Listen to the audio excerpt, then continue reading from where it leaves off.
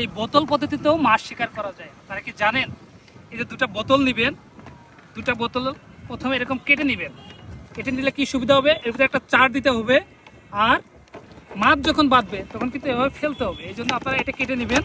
তারপর আর একটা ছোটো বোতল নেবেন, নিয়ে এর মাঝখান দিয়ে এভাবে ঢুকাই দিবেন। ঢুকাই দিয়ে এইখানে সুন্দর করে একটা ছিদ্র করে দিবেন। ছিদ্র করে দিয়ে ওই চারটা ভিতরে লাল, ওই চারটা দেওয়ার পরে এভাবে সুন্দর করে মুখ বেঁধে দিবেন। বেঁধে দিয়ে এই পানিতে এটা ডুবিয়ে দিবেন। এই মুখটা এভাবে রাখবেন। আমি একটা বেঁধেছিলাম, সেটা কি মাছ বেঁধেছে কিনা আপনাদের দেখাবো। ওটা নিয়ে আসো তো। এটা কি মাছ বেঁধেছে আপনাদের আজ দেখাবো। দর্শক বন্ধুরা দেখতে থাকুন, মনে হচ্ছে প্রচুর মাছ আছে এটাই। এই আচারের লোভে, চারের লোভে সব মাছগুলো এটাতে ঢুকেছে। ওই দেখুন,